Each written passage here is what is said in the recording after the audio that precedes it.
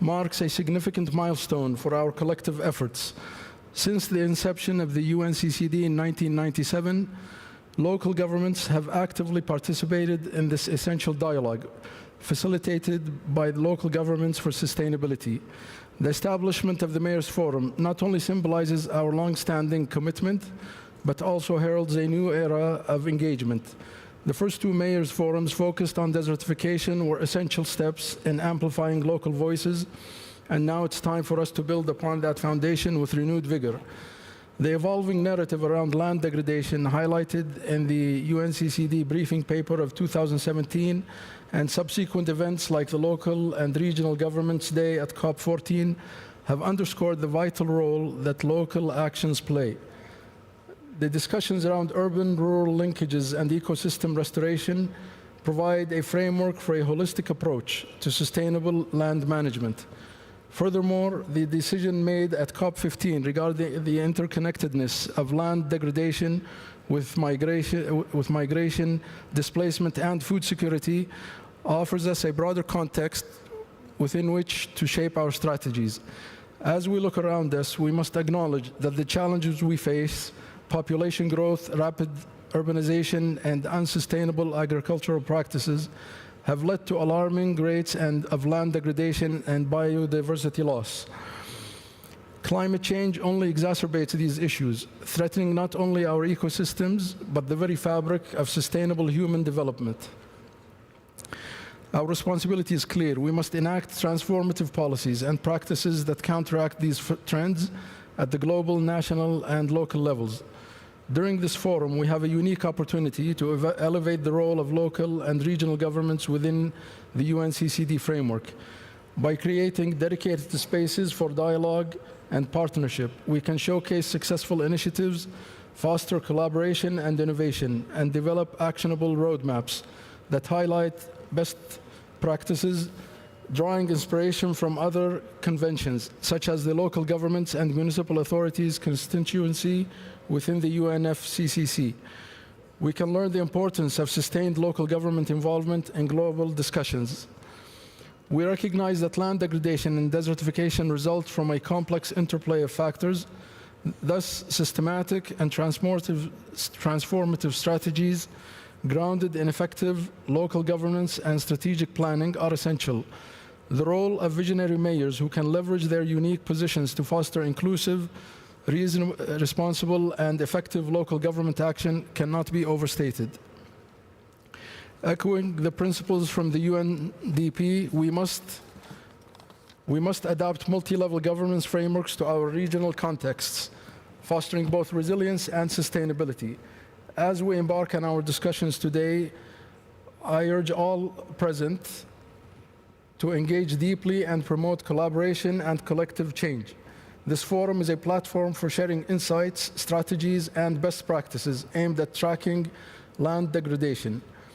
Together, we can raise awareness of how DLDD impacts our communities, promote local solutions that have proven successful, and advocate for policies that support local initiatives. Additionally, we can encourage trust and collaboration between local and national authorities and provide vital opportunities for capacity building for local leaders. In the Kingdom of Saudi Arabia, we stand at the forefront of the fight against DLDD, and it is our collective mission to harness the energy, expertise, and commitment present in this room. Together, we can pave the way for sustainable practices and inspire action that resonates far beyond our borders. Thank you very much.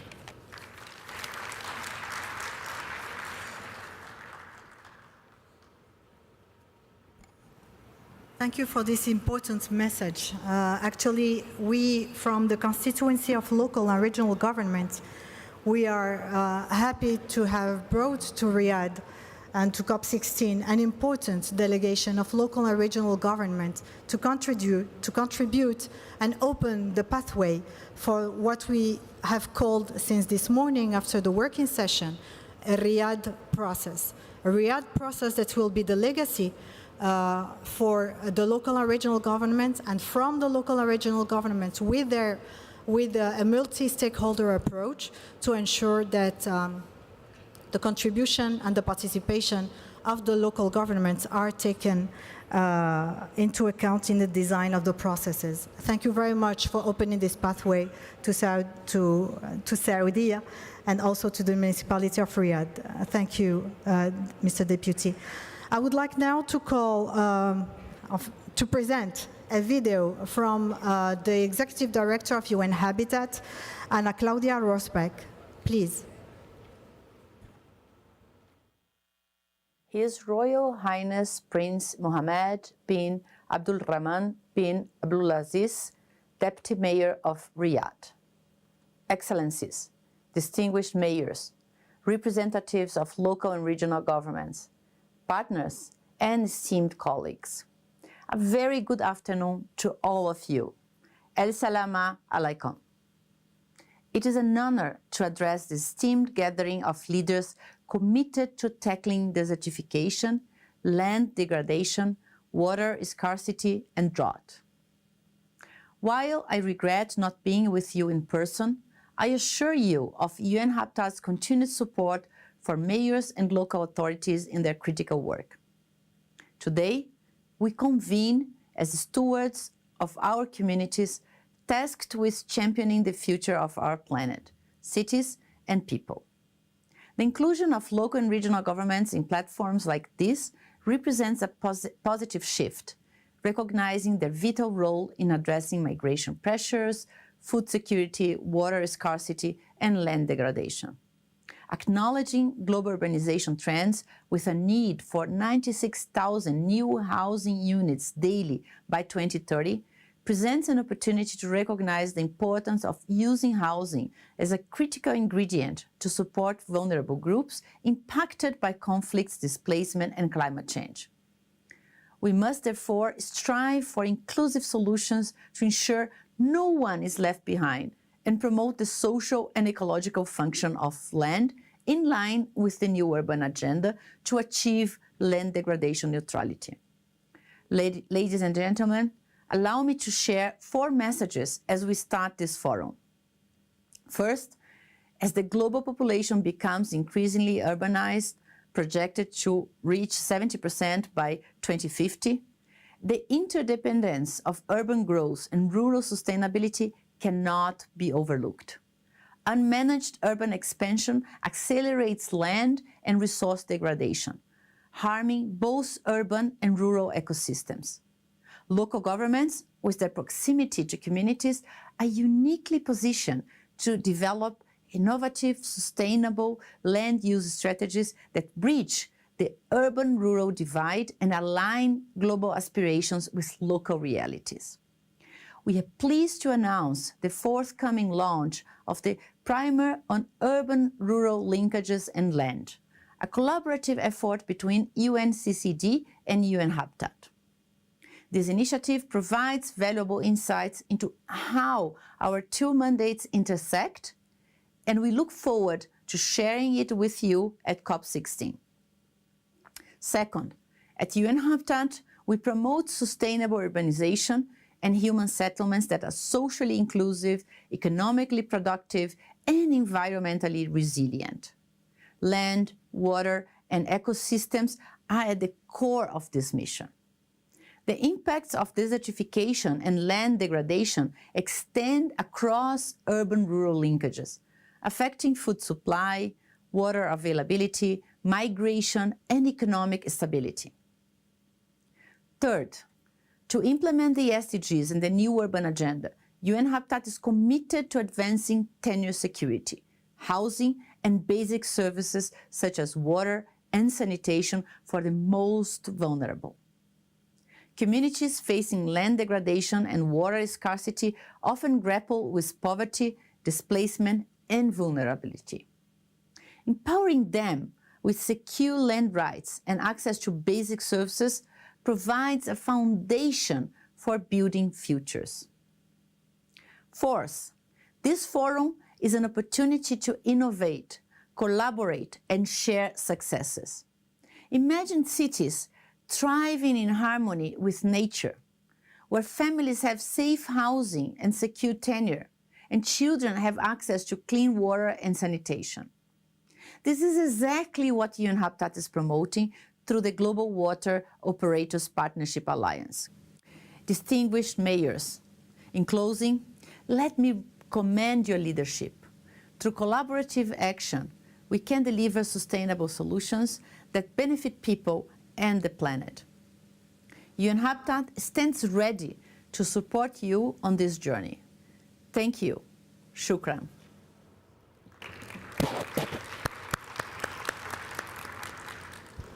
Thank you very much, UN Habitat. The executive director couldn't make it to Riyadh, but she is represented by the head of policy, governance, and research, that is Remy Stetitping, with us today. Thank you, Remy, for joining us.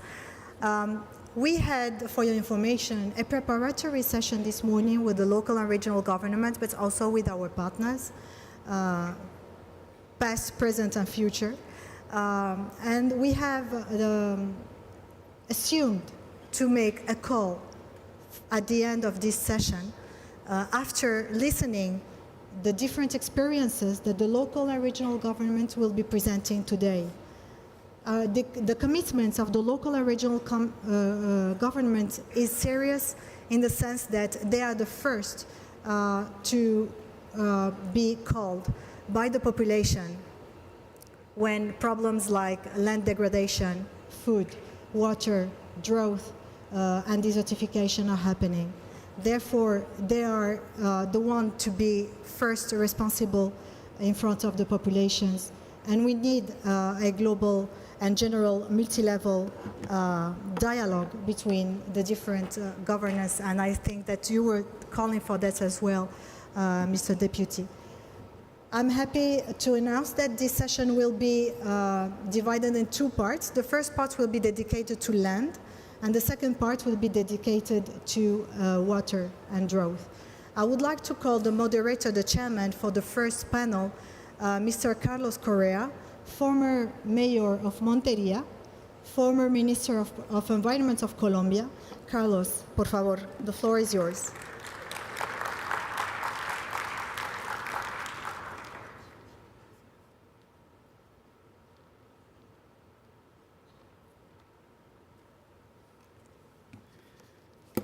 Well, thank you very much, Firdaus. Thank you, everyone, for being here today. His Excellency, all the people from the government, thank you very much. The mayors, once a mayor, always a mayor. So this panel will explore the critical role of local governments in sustainable land management. We aim to highlight how local actions can align with global agendas, emphasizing the importance of partnerships. Today,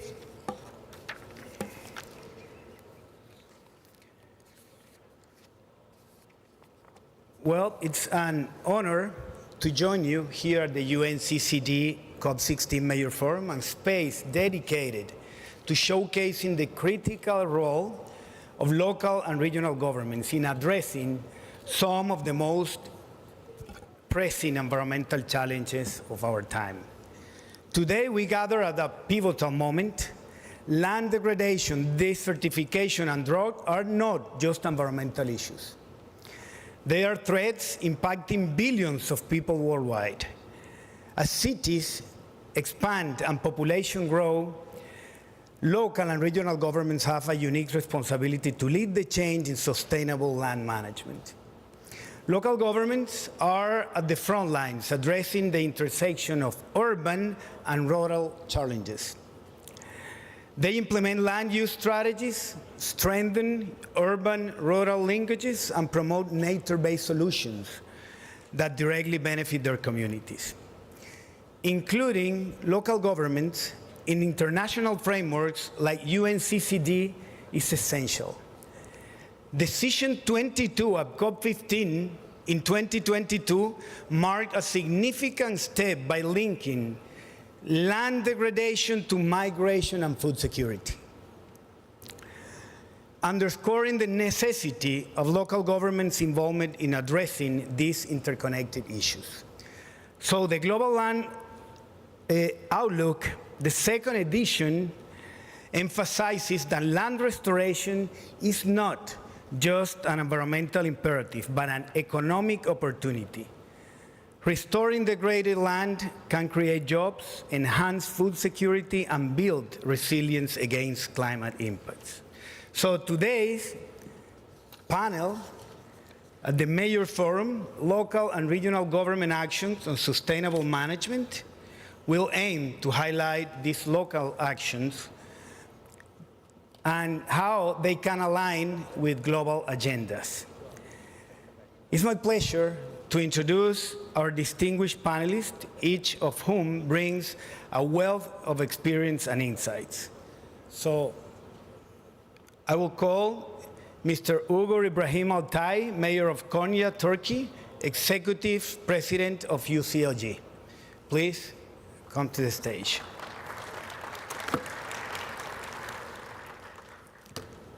Thank you, Mr. Mayor.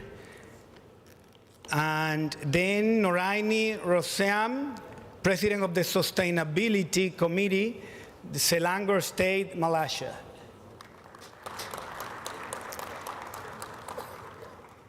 Mohamed Sefiani, Mayor of Shanshong, Morocco, UCLG Special Envoy of Food Systems, President of UCLG World Forum on Intermediary Cities, and ICLEI Vice President. Mohamed Bashir, President of Numu Atoll Council, Maldives. Luis Martín Ebene, Vice Mayor of Puerto Madryn, Patagonia, Argentina. Edward Hervé Moby, Mayor of Douala, Cameroon. Mr. Yuru Mutumu, Deputy Mayor of Ordos, People's Republic of China.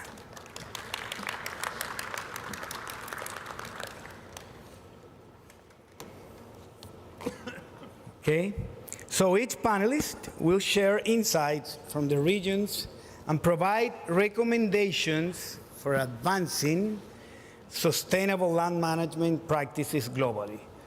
4 minutes each. You'll have 4 minutes. I know it's hard to do it in 4 minutes, but we have 4 minutes, so maybe we can have another round of questions. And I would like just to give a reflection before we begin.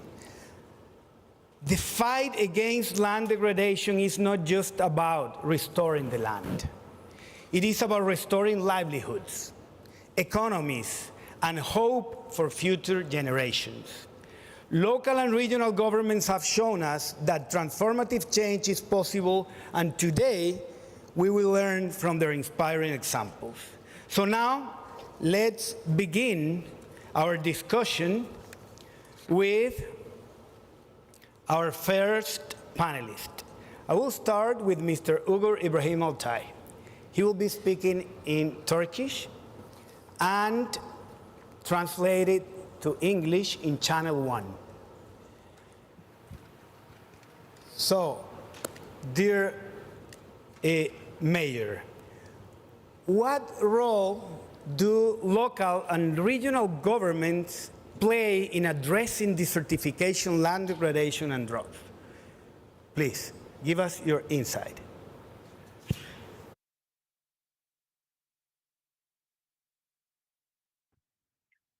Thank you very much, esteemed Director of COP16, esteemed Mayor of Riyadh, esteemed governors, mayors, esteemed colleagues. I'm not standing in front of you as only the Mayor of Konya, but as the President of UCLG, representing local and regional governments. UNCCD COP16 Mayors Forum is based on showcasing the role of local and regional governments in combating land degradation, water scarcity, and desertification. And this forum has a critical importance importance to come up with local solutions for many problems. And to fight against desertification, we're here to show our determination with our communities and ecosystems. So we are the local governments that do have maybe the closest relation with the communities. Therefore, to have effective solutions, all governance layers, private sector, and NGOs should come together to come up with regional restoration work, access to finance, and implementation. This is crucial. This is also related with effective calls to recover loss and damage, and highlights the importance of inclusiveness and cooperation. Distinguished participants, distinguished colleagues, desertification is one critical factor related with climate change. Therefore, to prepare our communities and NGOs, we need to have a different perspective for our land management and planning. We need to take steps to renew, refresh our natural resources, and also make plans for long-term resilience. Sharing best practices among regions will be vital.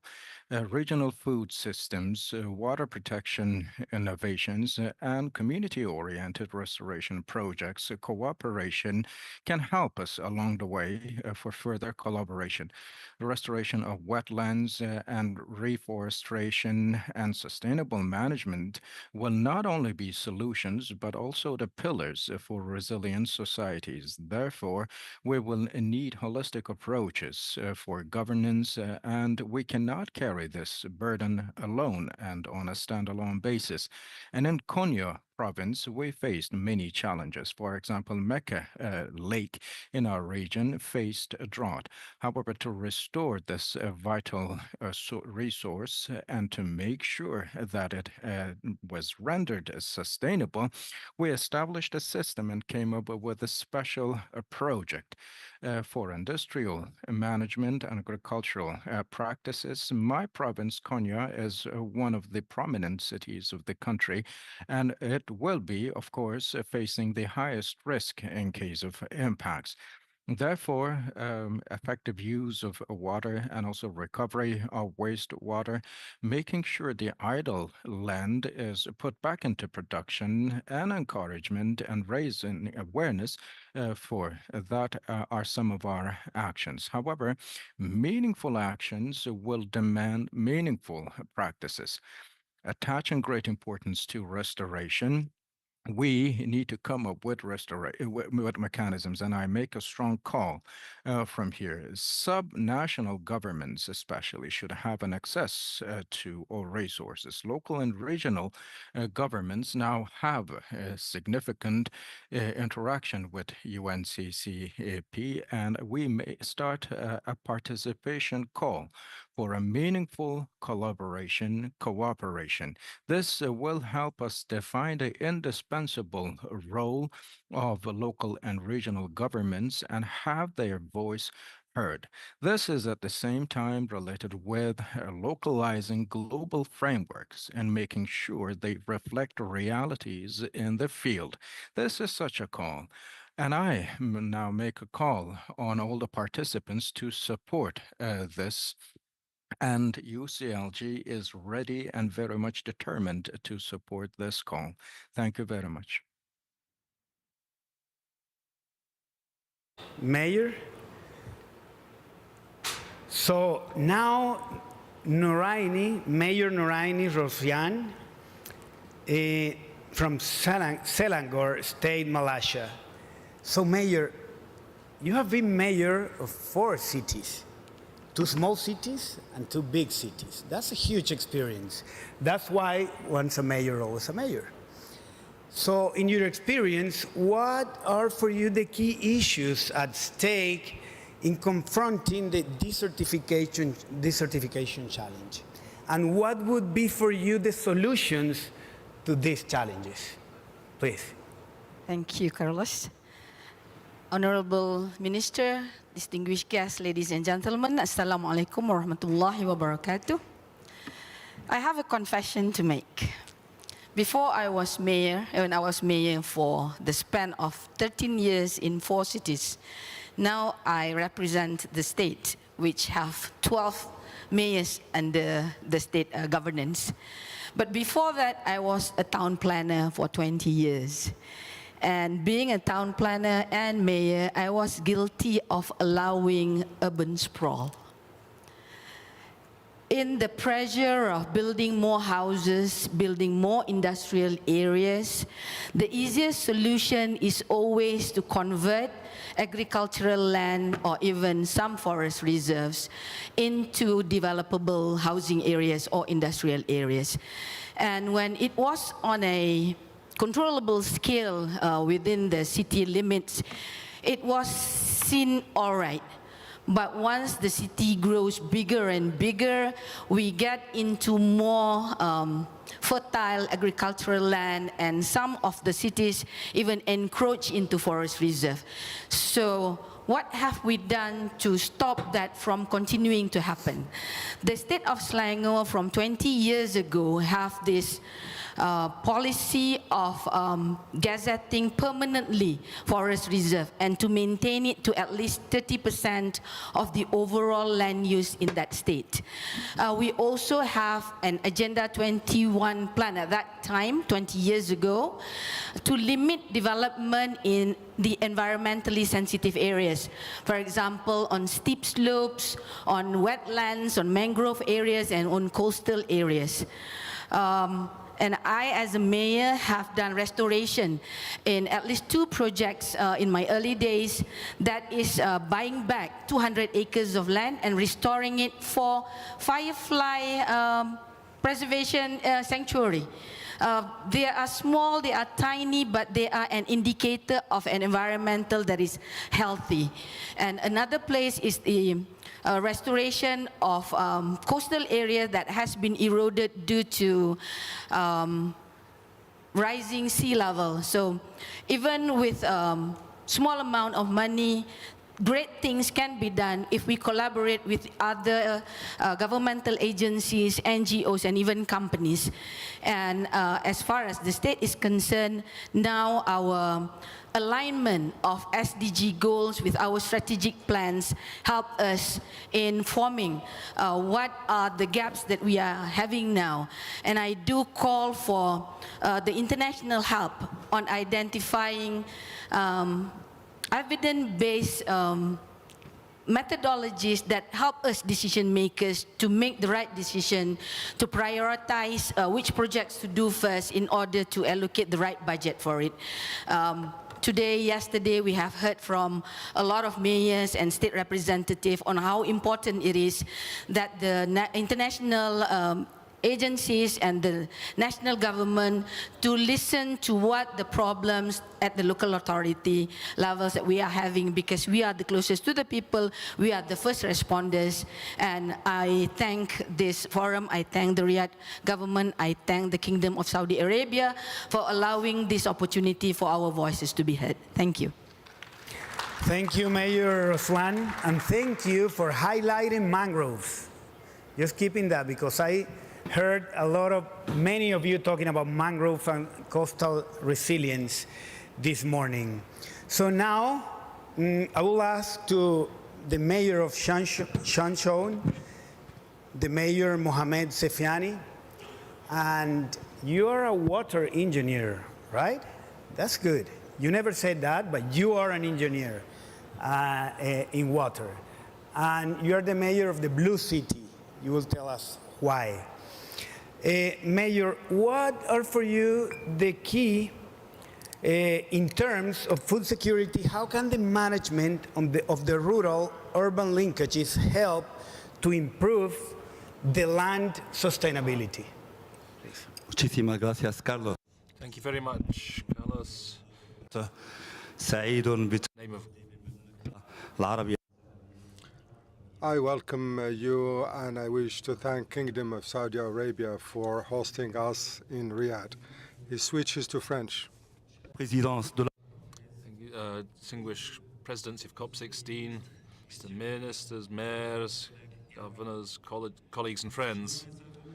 I address you as Mayor of Chefchaouen and as Special Envoy on Food Systems and as Vice President of this Forum of Mayors for COP16 of the UNCCD reflects our common commitment to meeting the urgent challenges of desertification, land degradation and drought. It's a matter of a key platform to foster dialogue and advance local solutions to these global crises. Today, we are here to show the commitment of local and regional collectives in combating desertification and drought. And as the level of governance closest to our co-citizens and our ecosystems, cities are best placed to confront the impacts of drought and land degradation. That's why I stress the need to create, finance and implement land restoration policies with a multi-level approach, bringing together all stakeholders in governance, private actors, actors from civil society, to have an impact on the ground. This is directly aligned with the appeal launched recently for an effective response to loss and damage at local and national level, which stresses the need for collaborative, inclusive action. Desertification is a key component of the impacts generated by climate change, and therefore we must prepare our citizens, our communities and civil society for future impacts of climate change, and to get them to think differently when it comes to territorial planning and the way we use land. We must prepare to regenerate our nature and our lands to respond effectively to the immediate challenges by planning for long-term resilience. I would also like, as Special Envoy of the CGLU, when it comes to food security, to promote integration of solutions based on land and nature, as well as a new relationship between the urban nature components in local governance to bolster resilience through actions such as urban redevelopment, restoration of humid zones, land management and land tenure reform and water management, while sharing best practices among regions. It's essential to share best practices between the regions of the world, territorial food systems that protect the link between rural and urban areas, innovations when it comes to water conservation and community restoration projects show that cooperation and exchange of best practice can accelerate progress. In Chefchaouen, in Morocco, an intermediate city painted in blue in the north of Morocco, we have faced similar challenges, especially when it comes to water, since our country has, in the last 6 years, undergone a major drought, which has made water a national priority, with follow-up at the highest level, at the level of His Excellency King Mohammed VI, at local level. And thanks to a major potable water project, which was launched a year ago in our city, has allowed us to maintain continuity of the distribution of potable water in the city, as well as irrigation of agricultural lands. We've also seen soil degradation, which has contributed to landslides, making parts of the city impossible to build on. Planting trees is part of our action plan to stabilize the soil situation. Now at the level of ICLE, we've implemented a number of projects in Africa and around the world. I can tell you that good management of land and water go hand in hand. Degraded soil leads to erosion, a diminution of vegetal shrub coverage, which makes it hard and impermeable. Cities that invest in the river basins that they depend on have had big advantages. Local water tables are replenished and provide a safe source of clean water which can be used to supply inhabitants. Secondly, the impact of floods can be reduced thanks to nature-based solutions and stabilizing soils. 3, local agriculture is supported by increased returns thanks to soil retention and humidity, which allows the urban population to have access to food. In conclusion, it's clear that meaningful action requires meaningful resources. I'm here to launch an appeal, a strong call for the engagement of local and regional governments so that through the mechanisms that give priority to investment in drought-resistant infrastructure and restoration of ecosystems, guaranteeing direct access to infranational governments, especially in the countries of the south. Therefore, on the behalf of UCLG, ICLE, and all collectives, an appeal for commitment to establish a political mechanism enabling local and regional governments to commit meaningfully within the UNCCD. That project seeks to highlight the indispensable role of local and regional governments in responding to land degradation, drought, and their voice needs to be heard when drawing up processes. This is therefore a call to reaffirm the importance of localization of the global framework, ensuring that it reflects and supports realities on the ground. I urge all participants here to reiterate that appeal, to make it a transformative outcome of COP16. I thank all of you. Thank you, Mayor Sefiani. Thank you very much. And you know, 40% of the world's land is degraded now, affecting the livelihood of nearly 3 billion people. So now I'm going with Mohamed Bashir, President of Nunu Atoll Council, Maldives. You were saying this morning something that caught my attention, that 75% of your land is used for tourism. So a lot of challenges there. And you talked also about mangroves and coral reefs and the necessity that we have to protect. So, Mr. Bashir, what would be your local perspective on desertification in the frame of loss and damage? And if you have any example from your city or your region that you can share with us, please. Thank you very much. In Maldives, there is 11,000 islands, and from my region, from Nunu Atoll, it is 72 islands, from which 25 islands already been leased for 100 years for tourism development, which is ultra tourism, and 10 of the islands that is not being yet leased is mangrove islands. The whole of the island is mangroves. There are 13 islands inhabited, and the rest of the islands that is not yet leased is only 15 islands. So currently, I am in a legal battle with the central government to conserve these 15 islands and the inhabitants. So total 25 islands. The local government is in a legal battle with the central government. So there is a decision-making and planning gap as well here in the national level and regional level, where the global finance is being invested and being channeled even through private sector, even to again release the rest of these islands, which includes 10 mangrove islands as well. And we have to note that each of the islands also consists of a home reef, coral reef, which is a fishing ground for the locals. So all these islands were formerly community farmlands, we could say. And the surrounding reef is the home reef, is the fishing grounds for the people. So once the islands are leased for tourism, then the local people doesn't have access to reef fishing or even to travel there. So that is the context of Maldives tourism development and local farmlands and fishing grounds. So for us, there is challenges in island erosion and land degradation.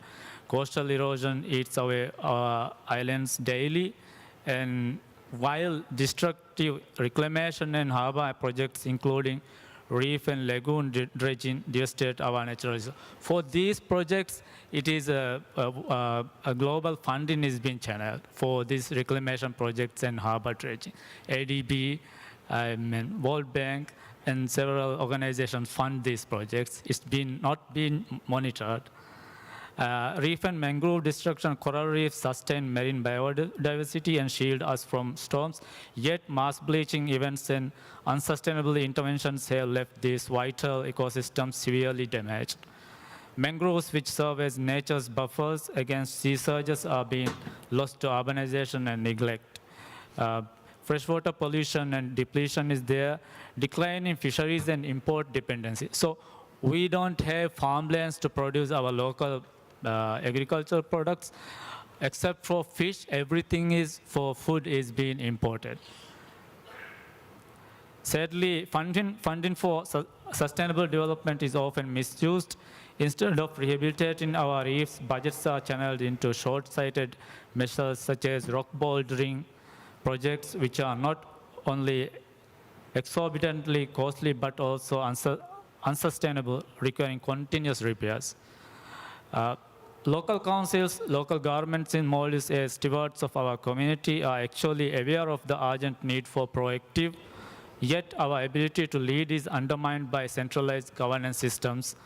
When we propose innovative incentives, innovatives such as reef regeneration, mangrove restoration, digital resource planning, our efforts are too often neglected and dismissed. Legislative frameworks increasingly restrict local interventions, leaving us unable to protect the ecosystem we rely on. Currently, as previously I have mentioned, I am in a battle with the central government to protect rest of the islands which is not leased. The global community and investors with their well-intentioned ambitions engage almost exclusively with the central governments. But lack a sustainable framework for financing and monitoring. While consultations sometimes occur, the mechanisms to funnel these critical funds for local impactful action is absent. Often this financing turns into debt trap, which is in Maldives context, 118% is our, irrespective of the GDP, we have a debt of 118%. For national authorities, further complicating the ability to empower the local grassroots. The way forward in collaboration is accountability. Maldives' survival and that of other countries, small island states, demand a new approach for governance and financing sustainability. We urge our global allies, organizations, and investors to partner directly with local governments in the implementation, and central governments are regulatory body. Together, we can design more targeted, actionable, and inclusive solutions that reflect lives and realities of our communities. Allocate technical expertise, financial backing, and capacity building to proposed projects. Shift development funding to focus on regeneration rather than destruction.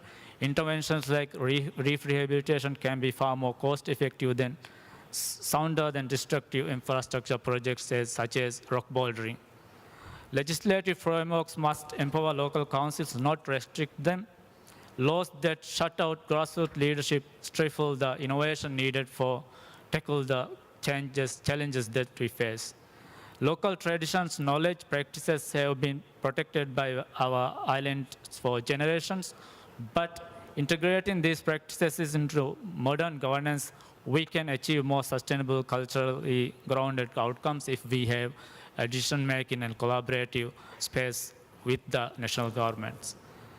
Implement a sustainable global financing framework that ensures resources are being used transparently and long-term impact. That's the message I would like. Thank you. Muchas gracias. Thank you very much, Mr. Bashir. And 68% of the global population projected to live in urban areas by 2050. So it's crucial to address the links between urban growth and rural sustainability. Cities, which account for up to 75% of global greenhouse emissions, are key actors in sustainable land management. And we will be talking about this at 3:30 p.m.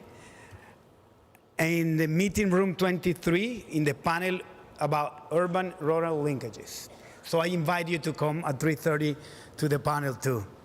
So thank you, Mayor. How difficult it is to be a mayor, huh? You have so many issues and every day, but definitely the certification is one of the most important issues that we have to work on. So now I will go to Luis Martín Ebene, Vice Mayor of Puerto Madryn, Patagonia, Argentina. Welcome, Mayor.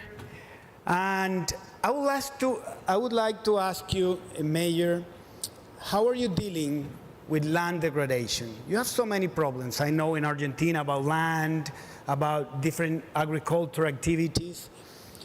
So how are you dealing with land degradation in the municipality of Puerto Madryn? Muy buenas tardes. Very good afternoon to everybody. First of all, I'd like to thank all the organizations represented at this important event. I want to thank also the authorities of Riyadh and COP16 for being such excellent hosts. The specific case of Puerto Madryn is very similar to those of all cities in the Argentinian Patagonia. The Argentinian Patagonia is it's almost 700,000 kilometers squared, and that area, it's very low in terms of population. Now, the problems the reason why we have a low population is to do with all these subjects that we've been discussing. For example, there was excess in sheep farming in the last century. It means that 80% of the territory, 550,000 kilometers squared, is virtually been unusable for livestock use now, and small rural settlements dedicated to those activities had to emigrate to the cities, generating a major concentration in just small locations in that region. Now, there have been various experiences in recent decades of local and regional governments. We've seen reconversion of the use of the soil in the Patagonia, chiefly for agricultural work, for which it's necessary to have water. And what we've been doing is trying to reuse home wastewater for productive purposes, as well as drilling and use of subsoil waters. In terms of scale, giving the size we're talking about, logically, local governments in the region, now, while they have had good experiences in those sectors where they've made interventions, the reality is the impact throughout the territory is not more than 0.08% of the potentially reclaimable land that the region has.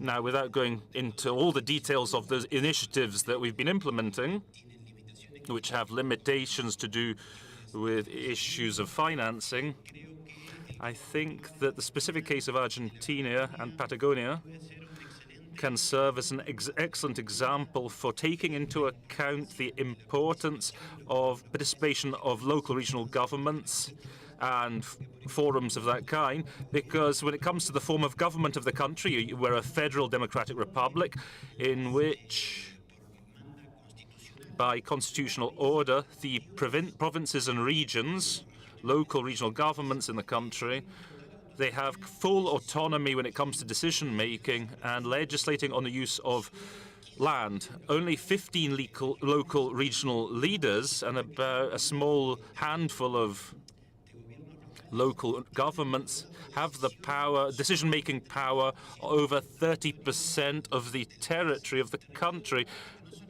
The territory so vast where any action on the land impact in Argentina. In fact, it's of a strategic value for all of humanity, since it can implicate for the be involved in for the sustainable use production of food, and also in terms of the impact it can have on the world climate. Only 5 local leaders, can you imagine, have this huge responsibility, and I think that's an excellent argument to take into account and to commend this initiative to give greater participation to local leaders when it comes to these kinds of events, which is why I want to very much thank all local governments in Patagonia, to COP16, for everyone who's made possible the holding of this CCD. Thank you.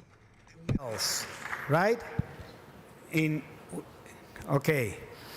Well, now I'm honored to introduce Mayor Edward Hervé Moby, Mayor of Douala, Cameroon. And you were talking also this morning about mangroves, about deforestation. That I think that is one of the main causes of desertification, especially in our countries, in the Amazon region, in Africa.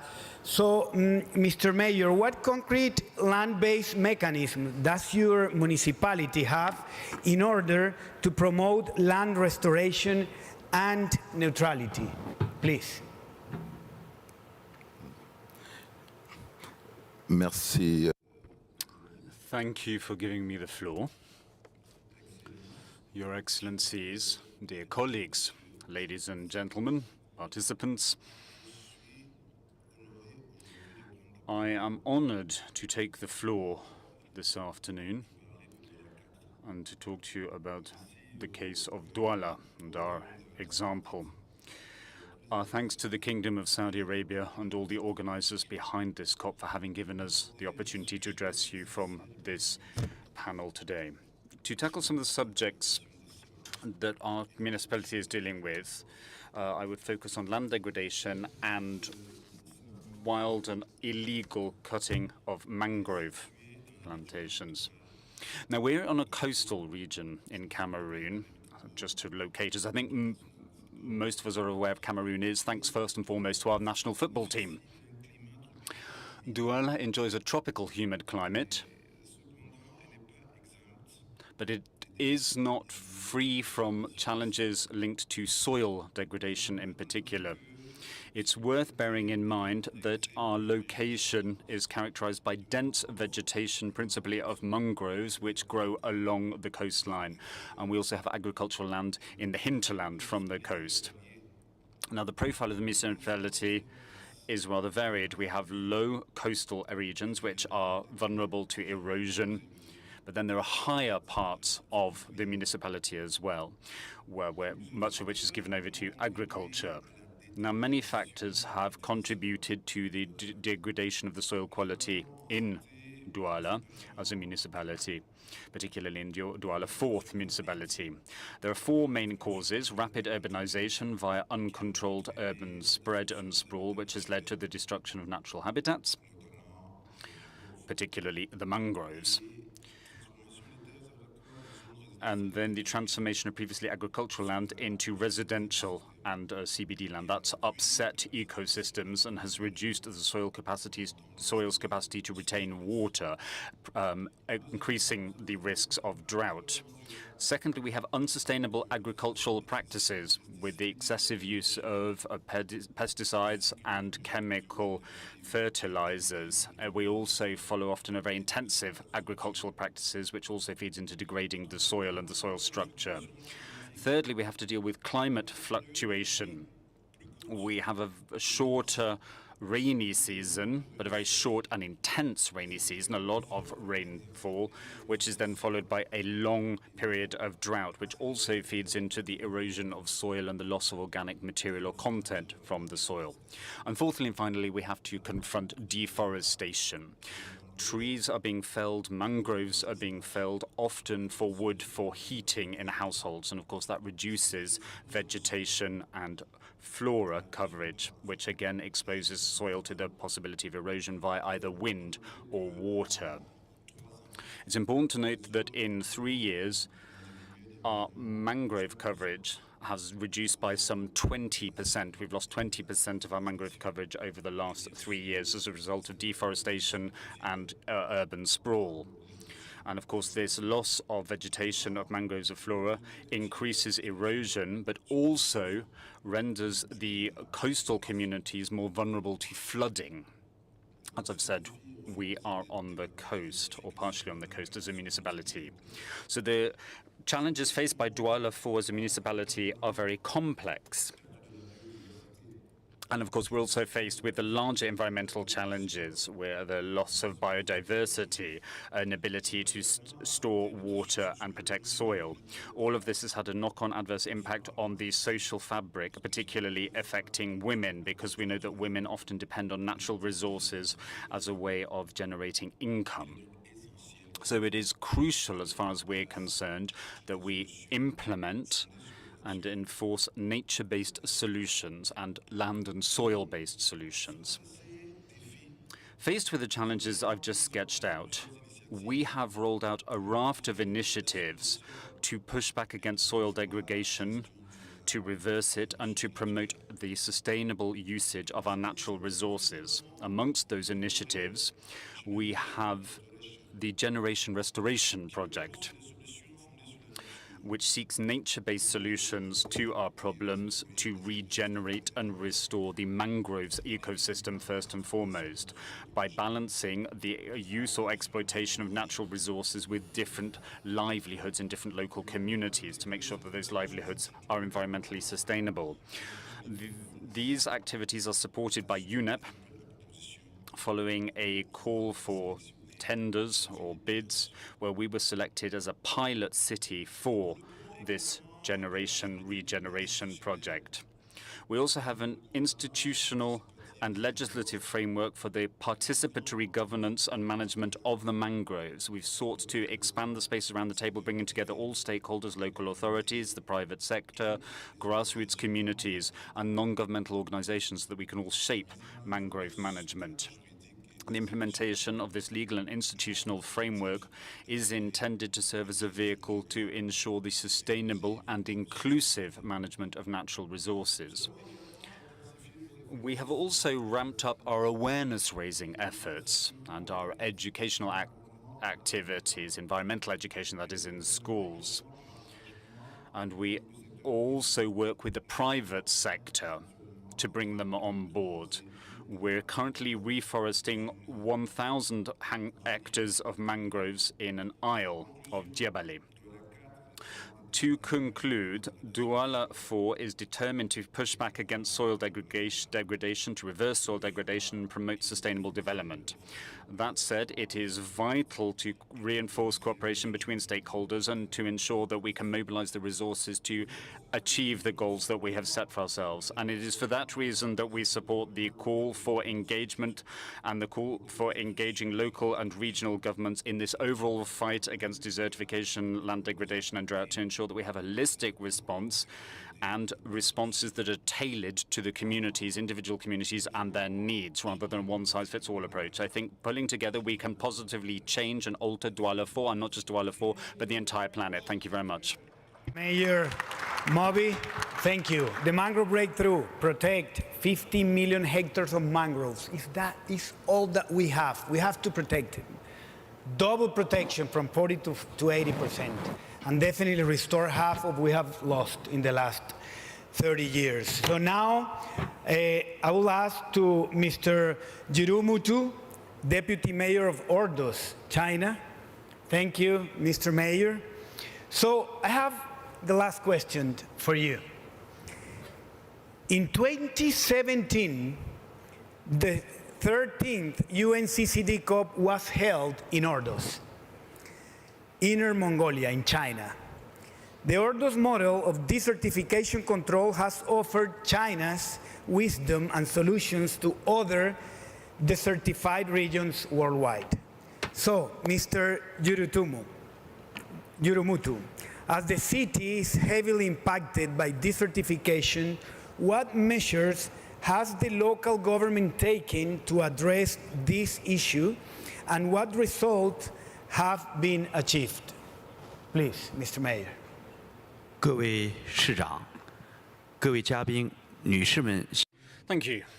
Dear colleagues, dear panelists, ladies and gentlemen, a very good afternoon to one and to all. Thank you, moderator, for giving me this opportunity to take the floor and to share with you some of my thoughts. Ordos in Mongolian means place of the palaces. We are located in the north of China, where the Yellow River loops like a large letter N, and we have a wealth of natural resources and richnesses. We are responsible for a lot of energy production. We are also one of the pioneers when it comes to industrial transformation in China. Ordos is reputed to be one of the most ecological cities and is globally recognized for its biodiversity.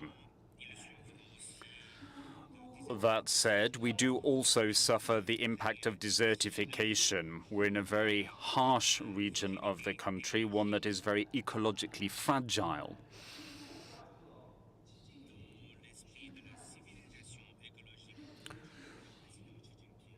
As part of President Xi Jinping's environmental civilization efforts, we in Ordos take environmental protection and conservation very seriously and are always guided by a green and sustainable development strategy and mindset. And it's in that mindset that we have been able to turn back desertification and pursue endeavors such as reforestation.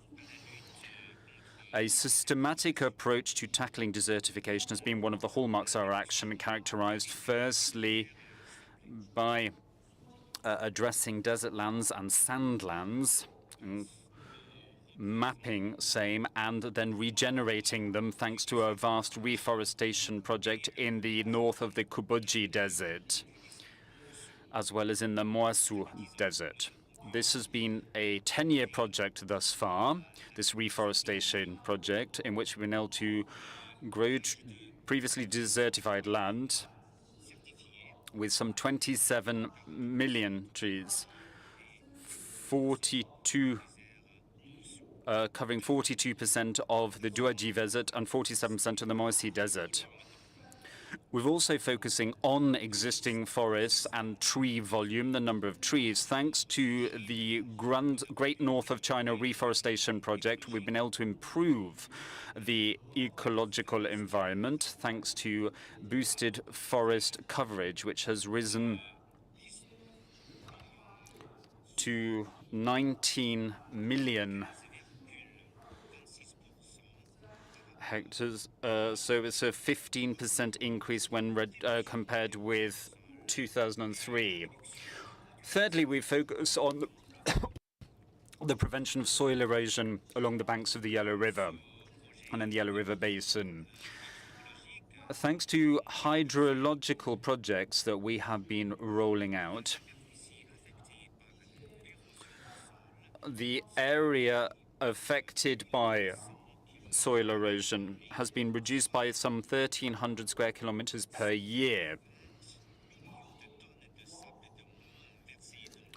which is 120 million fewer tons of sand that ends up in the Yellow River. We've been pursuing renewable energy efforts as well, including the use of solar panels as part of our industrial transformation program. We have set up a solar panel corridor, or solar power corridor, that's 400 kilometers long in the region of Kubuchi, and a similar such solar corridor and wind power corridor covering 280 kilometers with a production capacity of 71 million kilowatts per hour. Green innovation and transformation is the subheading I'd like to turn my attention to now. We've established the largest green energy production base in the world. We also have the first industrial zone, or zero-emission industrial zone in the world. We also are one of the world's largest producers of monocrystal solar panels. Thanks to all of these aforementioned projects and many others besides, we have an end-to-end green and renewable energy chain using solar, water, and wind power to power the entire industrial process. A scientific approach has been used to ensure that our carbon market approach serves R&D purposes inter alia, so some of the money saved therein is fed into R&D. I will conclude by inviting you all most warmly to visit Ordos, to invest in Ordos, and we would also invite you to come one and come all, and participate at the 10th International Forum on Desertification in Kubuchi, which will take place next year, in the summer of next year. We look forward to seeing you there. Mr. Jirimutu. So thank you very much. For the last couple of months, this great team have been working on the construction of a call to engagement. And I want to thank you for your valuable contributions in this panel that will surely be a valuable input to the call for engagement that we hope provides a roadmap to continue working with local governments. So thank you very much for your time. So we can go to the public, yeah. Well, I want to invite you again to this event that is in my heart, the declaration, the urban-rural linkages event that UN Habitat is organizing, and that will be held in room Med 23 at 3:30. Thank you very much. 4.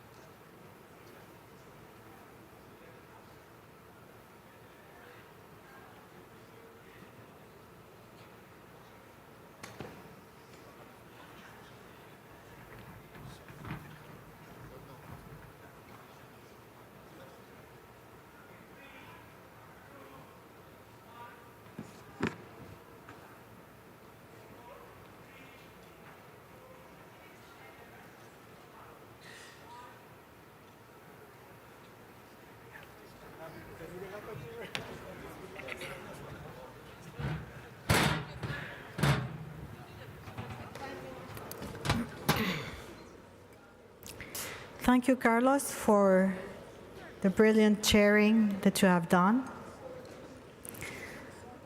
I would like now to make a transition to the second panel.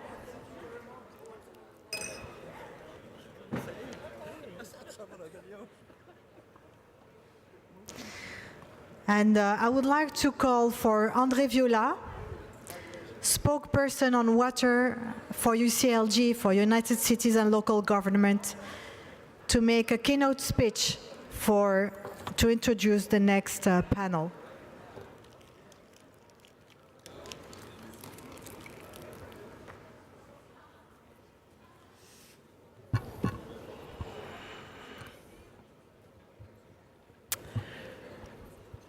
Excellence.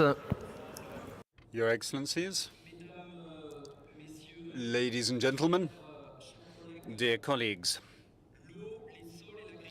water, soil, and agriculture are at the nexus of many of the overlapping risks and challenges for our society, particularly when it comes to eradicating poverty, but also when it comes to conserving biodiversity, ensuring good health and nutrition, promoting economic development, or ensuring gender equality. There's a lot at stake here. But these three elements are victims, but also, if they can be saved or regalvanized, they can provide the solutions to many aforementioned problems. And that's why we need to wage a battle at the international level so that people better understand the joint and interlinked importance of water, and soil, and the key and multifaceted role that agriculture can play in ensuring that we can achieve the Sustainable Development Goals. To guarantee that water, soil, agriculture and farming are better understood, their importance is better understood, we need to engage local governments with growing support for decentralization and subsidiarity so that local solutions can be delivered at the local level. All too frequently around the world, national governments do not allocate the necessary resources to local governments, thus exacerbating inequalities and exacerbating tensions around these resources.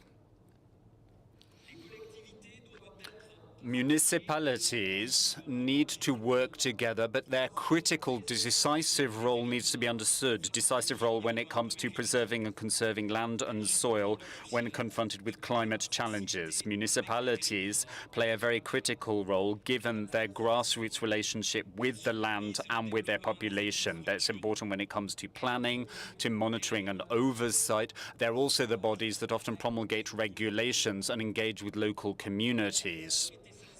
So their involvement in our overall endeavors is critical in order to ensure that our populations, our people, particularly the most vulnerable in society, can have access to essential services such as safe drinking water and sanitation. The UN Water Conference of March 2023 triggered a historic level of mobilization by all stakeholders, laid the foundations for robust and lively engagement by multilateral bodies. That conference underscored the fact that the mid-term progress rate of the 2030 agenda when it came to SDG 6 was falling woefully short and that there were too many inequalities. There was a need to quadruple financing, if not raise it 6 times, if one were to achieve Sustainable Development Goal 6 by the deadline of 2030. Moreover, the March 2023 conference underscored the pressing need to recast water management by ensuring that it was approached through a more inclusive lens. An international process recognizing the role of municipalities and local collectivities in water management as well as soil management and agriculture is well underway. But we do need to be frank and crystal clear that we still a long way to go and the situation is urgent, so we cannot rest on our laurels or make mere symbolic gestures. The President of France, Emmanuel Macron, on Tuesday at the One Water Summit announced the rollout of the new water coalition. And he intends to make local authorities a key part of that coalition. So we must tap this potential. This is a golden opportunity that we must harness to its full potential. And the 2026 Water Conference of the United Nations must be a turning point. To make it a positive turning point, there needs to be much closer and more proactive cooperation with and between local authorities, providing solutions that respond to the actual needs of local populations. Otherwise, I fear that the ambitious goals of the 2030 agenda will be out of our reach. Local municipalities and collectivities and communities stand ready, willing and able. I think they've already proven their ability to meet land management challenges, to sustainably manage land, to meet the expectations of their peoples, to ensure that in tackling environmental challenges, they can address situations such as water scarcity and drought, but also an excess of water and flooding, situations which can often appear with giddying pace in the same area. So they have grassroots expertise, they have that expertise, but they need the means and the resources, the recognition of their key role and support in actions that they need to undertake so that they can harness the potential of their expertise into actual transformative action. We need to aim at more inclusive water management and a strengthened partnership at all decision-making levels. To conclude, and as the spokesperson of the UCLG on water, I welcome the fact that we have time set aside to address this issue of water specifically on a standalone basis at this COP. Similar space should be made at the UNFCCC COPs and the CBD COPs. The recent appointment of a special envoy for water at the UN level will, I think, serve to enable us to make a greater headway and to make sure that this subject is given the due weight and importance that it deserves. That, at least, is the deepest wish that I'm sure all of us cherish and harbour. Thank you very much indeed.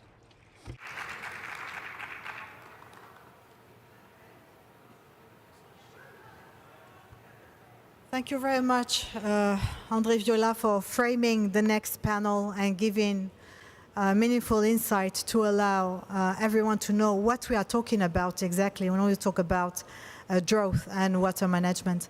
I would like, without further ado, to invite Yunus Arikan, Director of Global Advocacy of ICLE, our key partner in the organization of this global forum. ICLE, Yunus, the floor is yours. Thank you. Thank you, my sister Firdaus. Colleagues, ladies and gentlemen, honorable mayors, excellencies, it's a great pleasure for me to facilitate this session on water management in the second part of our Mayors Forum. Before inviting my colleagues, our honorable guests, to the podium, I also would like to share a couple of words on behalf of ICLE. As you heard in the morning, in the beginning of the session, as the legacy of the Earth Summit, ICLE has been the focal point of local and regional governments in the 3 Rio Conventions since 1990s. We have been now reaching to our 2,500 members committed to sustainability from towns, cities, municipalities. And for us, this Mayors Forum is particularly important. For more than 3 decades, today is the celebration of the 30th anniversary of the UN Convention on Desertification. We have made huge progress in the other 2 Rio Conventions. We had a fantastic decision on cities and biodiversity in 2009, and we have now are implementing the second 10-year action plan, which has strengthened in global Montreal Kunming biodiversity process. We have been also working in the climate negotiations. We finally made Paris Agreement recognize all levels of government, and we are now working for multi-level national climate plans since Dubai. This year was the year of the 3 COPs, and this is the last conference of parties. We have started Cali, Baku, and here we are in Riyadh. I think in that sense, having this Mayors Forum, culmination of 2 decades of work in the desertification process. We have started with a panel in Ordos. We have had a 1-day local governance day in Delhi. In that sense, we have enjoyed the collaboration in that regard on behalf of ICLE as the focal point, also on behalf of the Global Task Force, together with our partners organization UCLG as the facilitator of the Global Task Force, the UN Convention Secretariat, and of course UN Habitat and the host country, Riyadh, Saudi Arabian presidency. We are very delighted that this meeting today will be making our work progress forward, in particular converging the 3 Rio Conventions. We also know over the past years there was a presumption that climate was the agenda of the North, biodiversity was an agenda of the forest-rich countries like Amazon, and desertification was only a problem of Africa. After all these years, we are aware every country, every city is facing drought. Every country has an opportunity to contribute to climate fight, and every country has to live in cities with nature so that they can enjoy the good services of nature-based solutions. In that regard, we are also making a call. Today's call is that we start to implement this regularly, annually, and more importantly, we should not wait for the next 2 years for the next COP in Ulaanbaatar, but we also have to make sure desert, drought, the water management and multi-level action is embedded in our national climate plans, which will be presented next year. Therefore, today we'll be kicking off leveraging our efforts to a next level. In that regard, we are really delighted to be joining with such a great family. We had a fantastic presentation from our colleague Androvoila. So now let's hear from our local leaders across the world. I'd like to invite them all on stage with me. And if possible, and if it's okay for you, I also would like to sit with them. One by one, I'm inviting them to the podium. Madame Fatimatu Minabdel Malik, President of Nukashat region from Mauritania. Mr. Mohammed Saidi, Mayor of Daniye Municipality in Lebanon. Mr. Gapar Sarsanbayev, Chairman of Turkestan City Council in Kazakhstan. Mr. Julio Cesar del Pozo Campos, Mayor of Distrito de San Mateo de Huanchor, Peru. Mr. Ahmet Pek Yatırmacı, Mayor of Selçuklu, Konya, Turkey. And Madame Laure Baflan Donvai, Mayor of Mayo, Côte d'Ivoire. I am just trying to make sure if all my panelists are here. I think we are missing two colleagues, but we can handle it. Maybe they can join us later on. And I'd like to also take the floor with the recommendation from Mayor Correa that it is better to sit downstairs.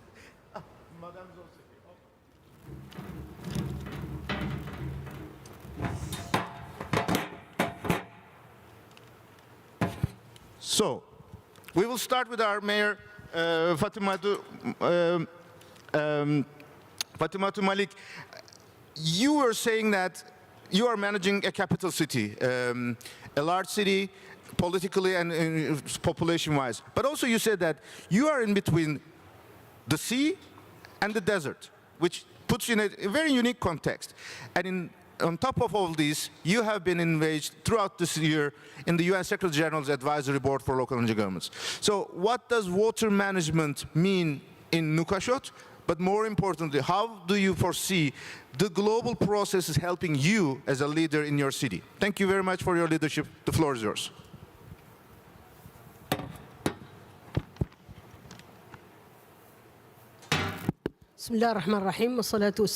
In the name of God, the merciful, the compassionate, and she switches to French. So as was said, I'm the president of Nouakchott region, but I'm also of the Uni-Afrique City and Governments, and as well as of the advisory group created by the UN Secretary General for local and regional governments. First of all, today in numerous regions we face a crucial issue, that of combating desertification. And I said earlier this morning, we live in a world faced with major challenges, multiple crises, for which we as self-organized collectives, in conjunction with our global task force, we seek to work, and we seek effective cooperation. For that, we need to base our work on a certain number of pillars. Now, the first pillar is cooperation between different stakeholders in the context of implementing through regional networks, coordination, and to pool successful experiences among the various stakeholders. There's another pillar that we're working on, multi-level cooperation. That's extremely important.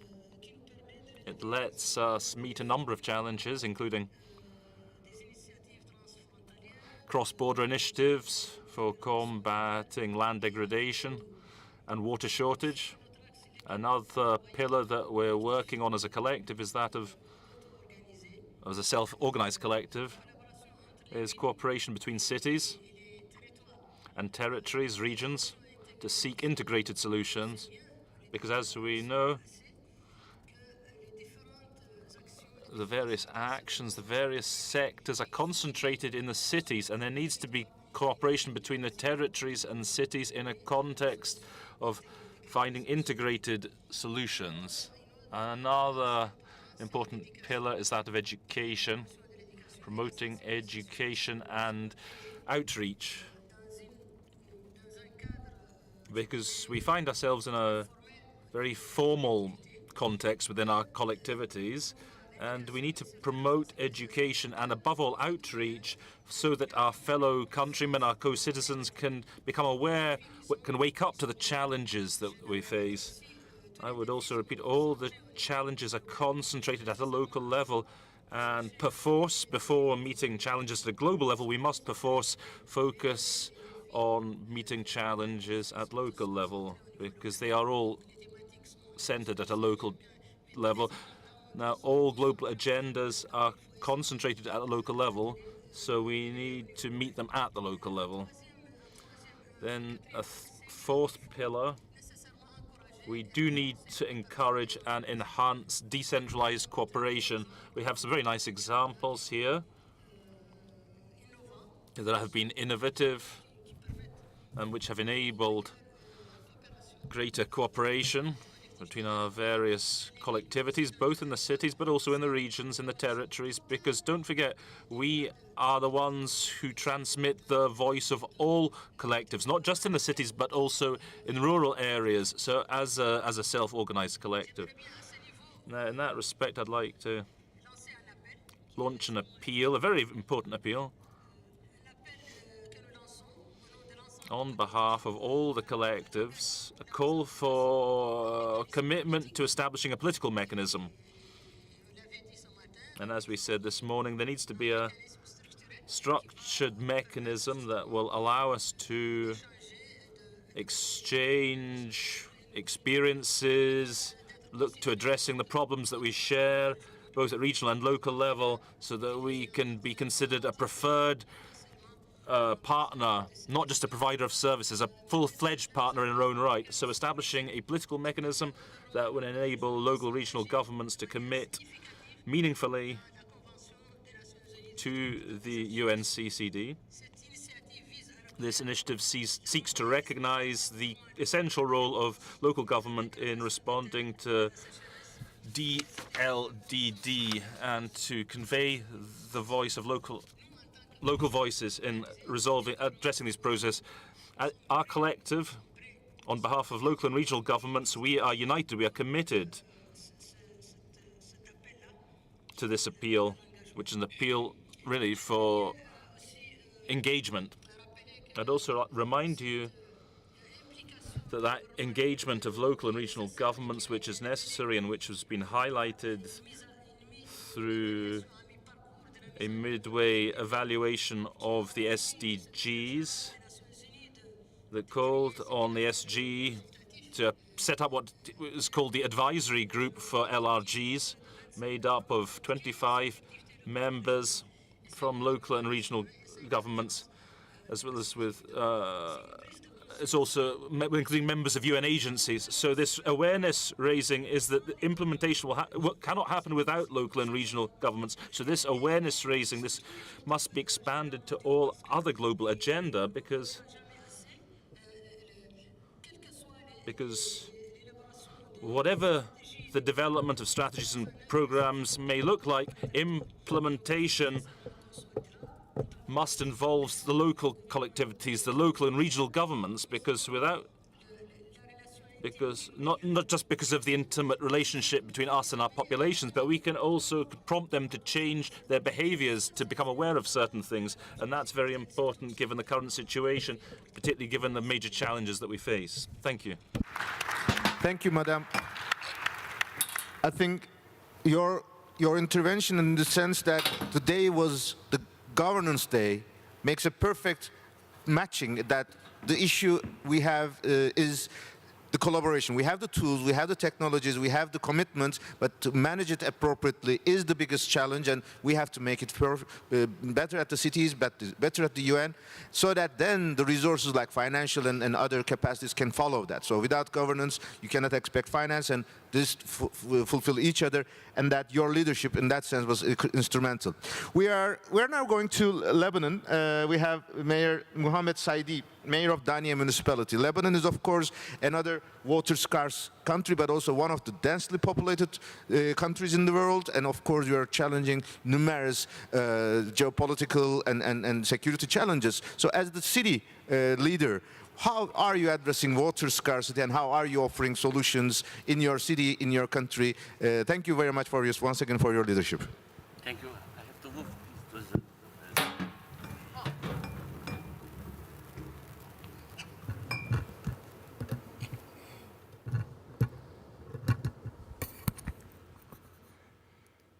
Thank you, Yunus V. And congratulations, because I was lost last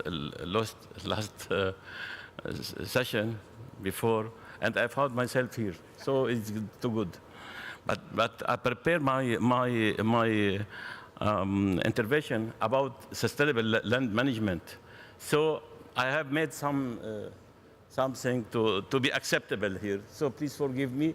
I will forgive you. Thank you very much. Honorable organizers, delegate, esteemed colleague, and distinguished guest, I am honored to thank all the organizer today at the 16th session of the United Nations Convention to Combat Desertification, UNCCD, here in Riyadh, Kingdom of Saudi Arabia. Our gathering today comes at a critical time when the challenges of land degradation and desertification threaten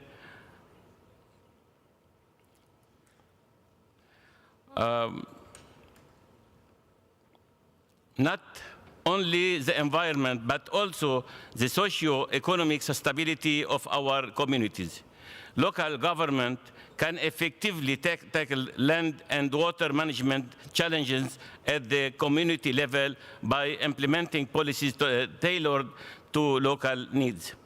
They can promote integrated practices, not recognize the interdependence of land and water resources, creating resilient ecosystems through comprehensive land use and water conservation plans. Sustainable land management refers to the management of land resources, soil, water, plant, and animals, etc., in a way that meets current needs without compromising the ability of future generations to meet their own needs. These governments, our local and regional government, are often the first responders to the impacts of land degradation within their communities. They have a crucial role in driving initiatives by implementing policies that recognize the interdependence of land and water resources.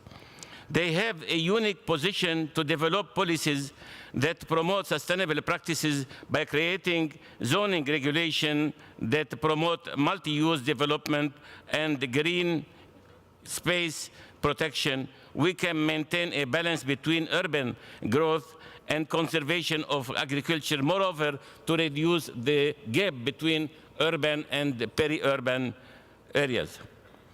The cornerstone of sustainable land management is communities' participations.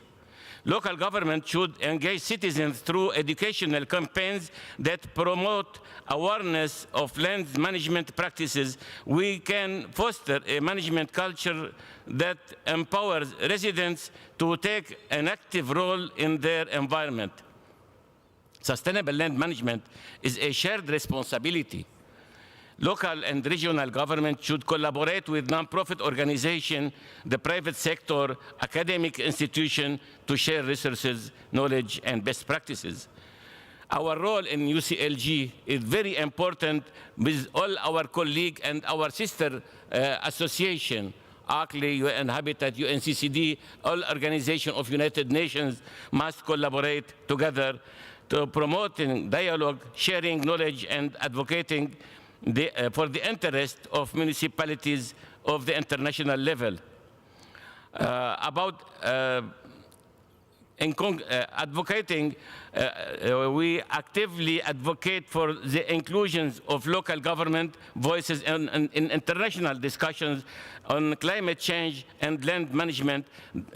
Our efforts ensure that local perspectives and needs are considered in global policies and framework.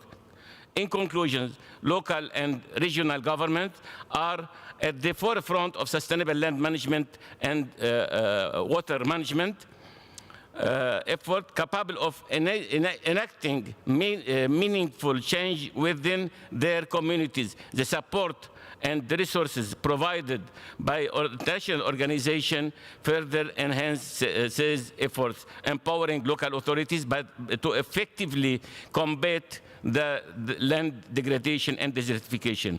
As we move forward in this session, let us commit to strengthening the collaboration between local authorities, international organizations, and community members to ensure that we effectively address the pressing issues of land management together. Together, we can foster a culture of sustainability that preserves our land for future generations. Thank you very much. Thank you, Mayor Saidi. I think your intervention, especially bringing the social aspect of this process, not just only among the governments, but to reach to the urban communities, but also rural communities, makes a perfect linkage. That also proves the decision in the previous COP, where they have adopted a decision for combining urban-rural development. Then we are now here to strengthen that such a decision was appropriate, well-timely, and I think from now on we can now continue with the building of the implementation, and we can bring the results both to our national climate plans, but also next 2 years later to Ulaanbaatar. So we'll look forward to your contribution in that regard as well. Since you mentioned about rural challenges, I'd like to maybe continue our discussion with Mayor from Côte d'Ivoire, because from Mayo, Madame Laura Baflan, Donway, I think you also would like to address the element of the rural connection and water conservation and land management. I will then give the floor to Mayor, especially from Peru, because probably he could also mention about the nature element, because they are also much more connected. But let's start with you, Madame. How do you envisage this issue in your city? Merci. Thank you. Good afternoon, everyone. Thank you to ICGU and COP16 to speak about my small commune in Côte d'Ivoire. Côte d'Ivoire, its economy is based on agriculture. We're the top producer of cacao. So when you eat chocolate during the Christmas holidays, spare a thought for me and my country. My commune is situated in a region where we produce cacao, 40% cacao. These crops can last between 20 and 30 years. My commune, 26,000 inhabitants, €2 per development for its development. How to manage water with communities between agriculture and the domestic level. What have we done? We're an agricultural commune. We have created an app for women, for them to, because the majority of women in my commune are illiterate. So to keep them informed, we had to create a special app which sends them a signal when they need to start planting or spraying pesticide, environmental pesticide, when they need to harvest and when they need to irrigate, because water resources with such crops, we have difficulties. But also with climate change also, rainfall has changed also. So we need today, we need a lot of water to be able to cultivate our lands. So what are we putting into place? We've worked with researchers so that they can give us enriched nurseries which consume less water, but which are 4 or 5 times more lucrative on the parcels of land involved. So which means that men and women use less water resources. In the districts, we've set up water management committees to monitor water use, because in my commune, because we cannot waste water, especially with the products that we use. So the mayor is the link between the farmers, the associations, and the diaspora when trying to create specially tailored programs for our region, for women who practice agriculture, so that tomorrow our water resources can continue. And 70% of my population is under the age of 17, so the future is ahead of us. Thank you. Excellent. Congratulations. Of course, after listening to you, it's no surprise that the decision on urban-rural linkages in the desertification came from Côte d'Ivoire presidency. So we'd like to congratulate once again. And I think you are showing an excellent example of this implementation. This is the question and this is the answer. We are always asking ourselves, why are we coming to this kind of meetings? Why are we making such decisions? Here is the example. It immediately goes to implementation and the things that was not possible before, using the new technologies, bringing women and children and youth, and bringing this global thinking and global processes to the local level is giving us the hope that the things that was not possible before maybe change. That's why we can be more hopeful for future. Congratulations, Mayor. So let's go to Latin America now. From Peru, Mr. Julio Cesar del Pozo Campos, Mayor of Distrito San Mateo de Juncar.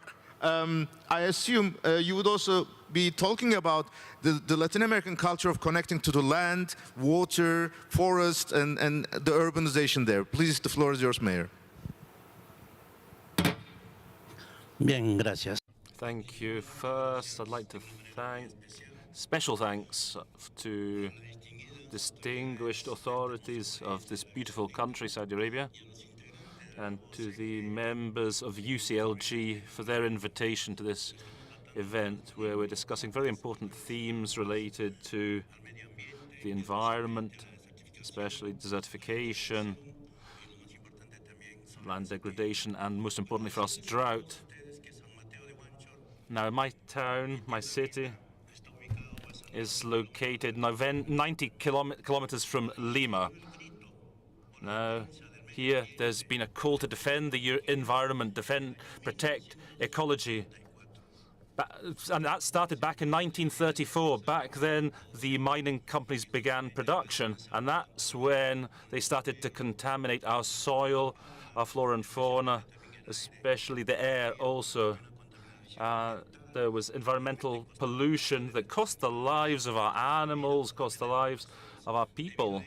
And due to that, 5 campesinos from my district, who we consider the 13th of January martyrs of 1934, these 5 people were killed.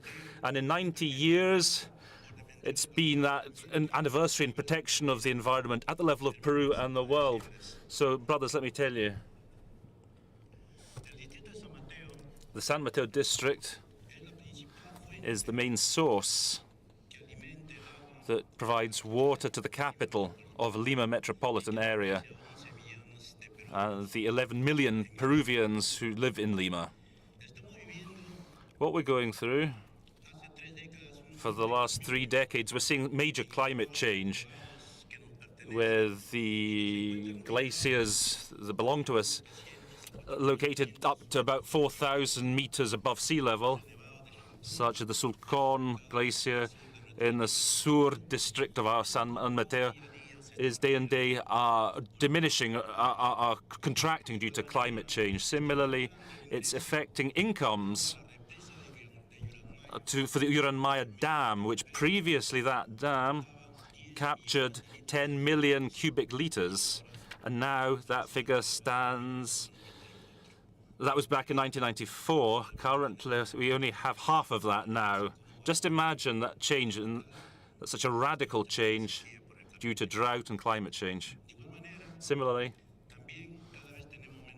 there's ever less water, and the problems that we're addressing in rural areas, especially of the Guarachi province in Lima department, is specifically there are struggles between communities to bring water to their localities where you have agriculture, livestock, and so on. So that has also created social problems, right? That lack of water has also had consequences for land degradation, desertification, and most importantly, what we're seeing now, we're seeing these droughts are hitting us in Peru. And coupled with that, specifically in our district, we're having environmental pollution. And we're really paying for the fact, the mining companies continue to contaminate rivers, especially going back to 1934, between 1934 and now, in our district we have had thousands of tons of toxic waste, especially heavy metals and arsenic being dumped. Arsenic is a poisonous element that leads to cancer. And that is a theme, it's a very regrettable business, which we still have that problem. And all these problems are all piling up, and this toxic, the Rima River, it's all this toxic waste is all piling up there. And when you have high rainfall, if it runs into the river, then that's going to have fatal consequences for those living around the Rima River basin. How many people are going to be contaminated? And that's going to bring death as well, right? And the truth is, my brothers, this is a very troubling theme for us. In the San Mateo district, we're located in a rural zone, and in rural areas, as you know, sometimes the central governments ignore us because we lack the support to confront these kind of problems that we have in our districts. And let me also tell you, all the mayors in Peru, in the world, here together in this great event, we must join forces and stay united. And myself, as Secretary General of the Association of Municipalities in the Peru network that we call UNIRED, we urge you that united in the Union of Local Governments and Cities, the UCLG, and mayors at global level, we must all stand together and fight on the basis of a single platform to make sure to combat climate change, to avoid climate change. And I'd also say to my brothers, mayors, women and men all around the world, in all countries, in all nations, calling them all to deliver on the environmental commitments and to do so immediately, without delay. That's the most important. Thirdly, we would also ask for compensatory financing from this international organization so as to avoid the continued desertification, the degradation of land, and the shrinking of glaciers, also to put an end to environmental pollution, and in so doing, that we must provide each other with mutual support. And let's support each other on that. Now, I know we're going to be presenting a platform to struggle to protect the environment for that very reason. Let us, all of us mayors, stand together so that we can mitigate this problem that we're facing right now. And it's a problem that's faced by all countries of the world. And to say the most important thing, and to those of you who are facing drought, for example, in Peru, we have droughts. What's the alternative? It's to sow and harvest waters. Well, what's more important than that? Without that, we cannot have water. You know, what's the point in having money if we don't have water to sow our crops, to mitigate, to address our needs as inhabitants? That's what matters most.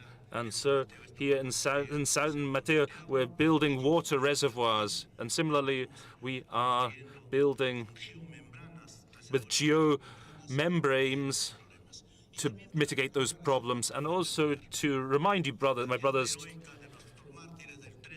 remember our martyrs of 1934. All of Peru, all of the world has much to live up to the example set by our martyrs. Eduardo Cordoba, when all the soldiers from Peru came, because we'd stood up to the mining companies in our fight for the environment. When they came to San Mateo, there was a contingent of the Republican Guard. They came to destroy our people, our campesinos. Why? Because we destroyed the Tamboraque plant, which was doing so much damage to our population. And what did he say, our leader, our martyr, Eduardo Cordoba? Get away from here, you cowards. I would prefer to die from bullets than be poisoned to death. So that 3rd of January, that would be the 90th anniversary in our struggle for the environment. And let's protect what's most precious to us, which is our land and our air. Thank you very much. Well, that was passionate. And I think you should also be proud and happy that that fight was for nothing. It was not for nothing. You are taking their message here, and you are making sure that their legacy can continue, that we can protect together our resources, our future generations, and today's generations. And I think we should also make sure this connectivity, because in Cali, Colombia, that was the year where this year there was a biodiversity convention where there was a decision to recognize indigenous people, also to bring the mining elements, extractive industries back to the regulation so that our forests are preserved. In that sense, I think what your point is proving is that sometimes we are focused about this issue about oil, mining, but it's also a question of why are we forced to extract these resources if this is really costing of our lives? We should also start to thinking, are we really needing this kind of production and consumption? Is it really worthwhile to ask for such a production which is costing your territories, your life? That brings responsibility to the people who consume these goods, so that they should be taking care of your sources, your responsibilities, and helping you to make sure that responsible consumption is equally important in order to protect these areas. In that sense, the united front of local and regional governments are so important. Thanks a lot for your passion. Thanks a lot for your leadership. I'd like to invite a big applause to all from the audience for this panel. It was really an excellent contribution to our debate. Thank you very much. Firdaus, the floor is yours, I guess. I think there will be a family photo? Yeah. I hope? Yes. Yes, a quick one.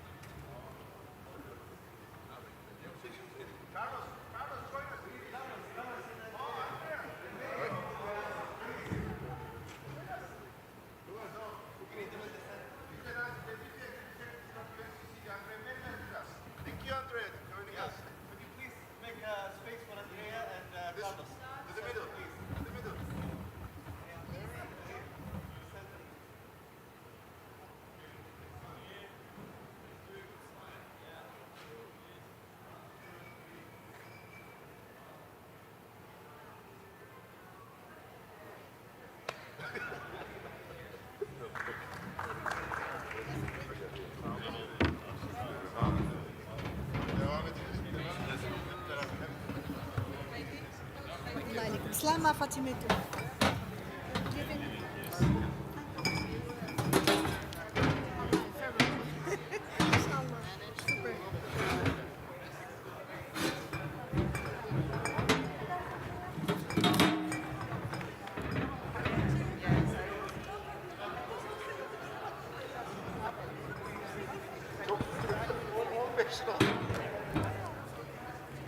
يلا أنا نحكي سوا نحكي يلا. Yes, stay on. لا لا لا, I have the closure. Yeah, okay.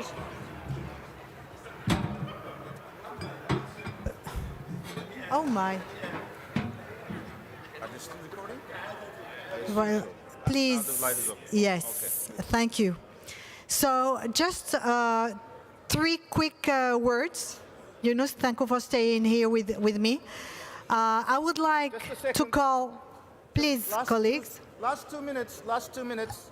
I would like to call for a big applause as an endorsement for the call for engagement that the mayors have produced today. Please.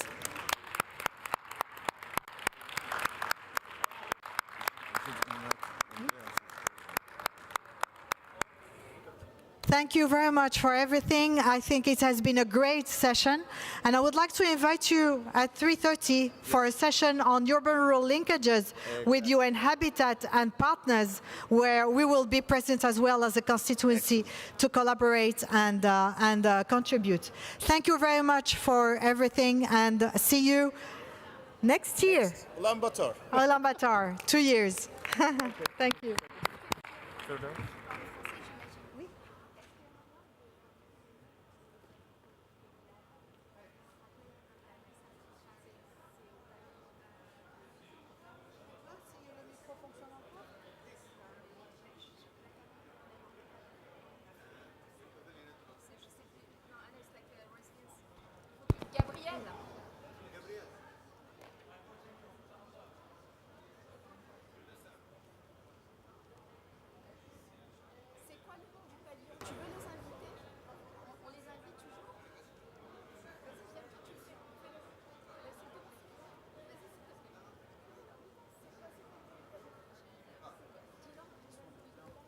Pardon? So to the mayors, please, we are very welcome to visit the Hydro and Resilience Pavilion, the Hydro Lab that is located in C17 in the delegation pavilions. So could you please follow us in the pavilion? Thank you very much.